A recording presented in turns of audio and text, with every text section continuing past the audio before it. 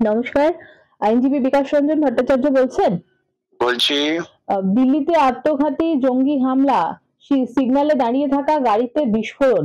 পহেলগাঁও অ্যাটাকের পর এত বড় একটা বিস্ফোরণ যেখানে ঘটনাস্থলে ১০ জনের মৃত্যু, ৩০ জন আহত। কি বলবেন আপনি? অত্যন্ত দুর্ভাগ্যজনক ঘটনা, বেদনাদায়ক ঘটনা, এবং এই ঘটনা প্রমাণ করছে যে এতাবৎকাল মোদী অমিত শাহর যে অতিরিক্ত দাবি ছিল, মিথ্যা দাবি দিয়ে মানুষকে তারা প্রভাবিত করেছেন, বিভ্রান্ত করেছেন। এবং হঠাৎ বিহার দ্বিতীয় দফা নির্বাচনের আগে দিল্লির বুকে বিস্ফোরণ, এটাকে আমি এটা সাধারণ ঘটনা বলে মনে করছি না। এর পেছনে একটা গভীর চক্রান্ত আছে, এবং এই চক্রান্তের পেছনে হয়তো বিহারে ভোটকে প্রভাবিত করার একটা পরিকল্পনা থাকতে পারে। সেই আশঙ্কা উড়িয়ে দেওয়া যায় না।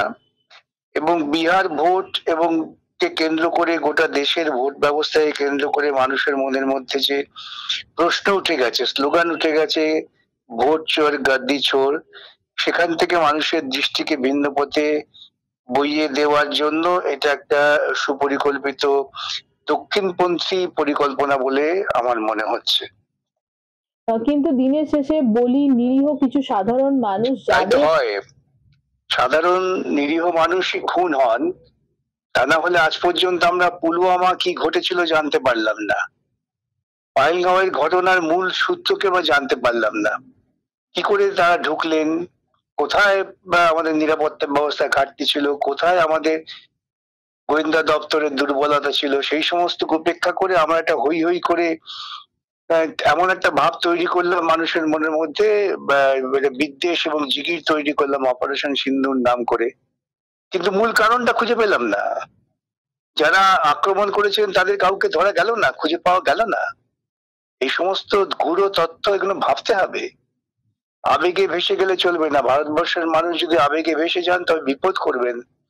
আমি তো আবারও বলছি যে এই আত্মঘাতী যে ঘটনা ঘটেছে, এর পেছনে দক্ষিণপন্থী মৌলবাদীদের হাত আছে, এই আশঙ্কাকে আমি উড়িয়ে দিতে পারি না। সর্বোপরি যে ইন্টেলিজেন্স, যাদের কাছে আগে থেকে খবর থাকা উচিত, তারা কি করে এত বড় ব্যর্থ হলো, এ নিয়ে আজকের দিনে প্রশ্ন উঠছে। প্রশ্ন উঠবে তো। পহেলগাঁওয়ের ক্ষেত্রে একই প্রশ্ন উঠেছিল।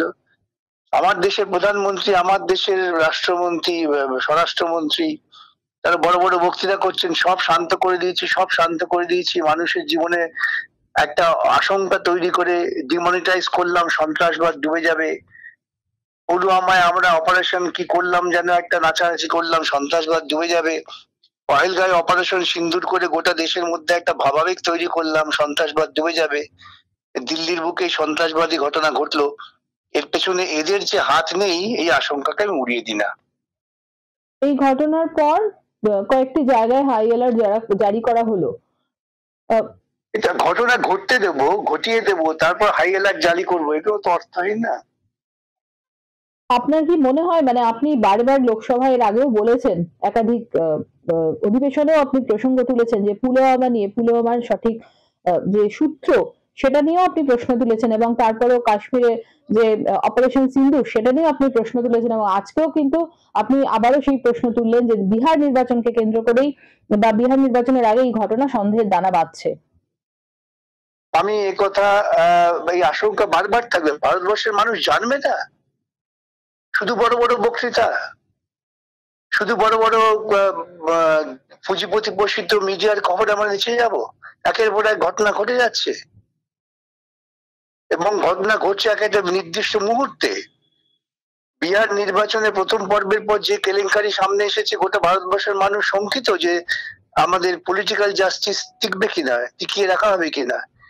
সেই মুহূর্তে মানুষকে বিভ্রান্ত করার জন্য যে ঘটনা ঘটানো হয়নি, এই আশঙ্কাকে দূর করবে কোথায়? শুধু গাল দিয়ে আমাকে কাল গ্রেপ্তার করে নিয়ে গিয়ে আশঙ্কা দূর হবে? ভারতবর্ষের সাধারণ মানুষের নিরাপত্তার কোন রকম গ্যারেন্টি সৃষ্টি করতে পারছেন না, এই সরকারের বড় বড় বক্তৃতা করার অধিকার কি আছে? একেবারেই। বিকজ আমার একটা পরের প্রশ্ন রয়েছে, সেটা হচ্ছে যে পার্থ চট্টোপাধ্যায় জামিন পেয়ে গেলেন এবং সম্ভবত আজকে রাতে অথবা কালকে তার জেল মুক্তি ঘটবে। কি বলবেন আপনি? না, আমি এতে খুব বিস্মিত নই। তার কারণ হচ্ছে একটা মানুষ বিচারাধীন অবস্থায় কতদিন জেলে থাকবেন? এটা স্বাভাবিক আইনি প্রক্রিয়া। যে প্রশ্নটা উঠবে যে তদন্তকারী সংস্থা তারা এত দীর্ঘসূত্রিতার মধ্যে কি করে যাচ্ছেন? তথ্য যে সমস্ত সামনে আছে, জীবন্ত তথ্য সেগুলো নিয়ে আসল অপরাধীকে ধরে নিয়ে তাড়াতাড়ি ট্রায়াল শুরু করা, সেক্ষেত্রে তাদের খানিকটা তো ধিমে তালে ভাব আছেই। এটাই তো প্রশ্ন। একটু যদি সাধারণ মানুষের কাছে একটা প্রশ্ন হচ্ছে যে পার্থ চট্টোপাধ্যায় দুর্নীতির কাণ্ডে তিনি তার জেল হয়েছিল এবং আজকে তার জামিন হয়ে যাচ্ছে। তাহলে অপরাধ করলে তার যে শাস্তি সেটা নিয়ে সাধারণ মানুষের মনে একটা প্রশ্ন থেকে যাচ্ছে। এটা নিয়ে আপনি সাধারণ মানুষের প্রশ্ন থাকছে এখনো শাস্তির ব্যাপারটা আসবে বিচার প্রক্রিয়া শেষ হওয়ার পর। ইতিমধ্যে বিচার চলাকালীন তিনি যথেষ্ট শাস্তি পেয়েছেন তো। ৩ বছর একজন মন্ত্রী জেলে আছেন। তাদের যদি সামান্যতম আত্মসম্মান বোধ থাকে, সামান্যতম লজ্জাবোধ থাকে, এই মন্ত্রিসভার প্রত্যেক সদস্যদের তো সেই লজ্জাবোধ থাকা দরকার। এটা তো সবচেয়ে বড় শাস্তি। সামাজিকভাবে মানুষ যখন রুখে দাঁড়াবেন, এদের বর্জন করবেন, ছুঁড়ে ফেলে দেবেন, সেই শাস্তিটাই তো অনেক বেশি কাম্য। একেবারেই।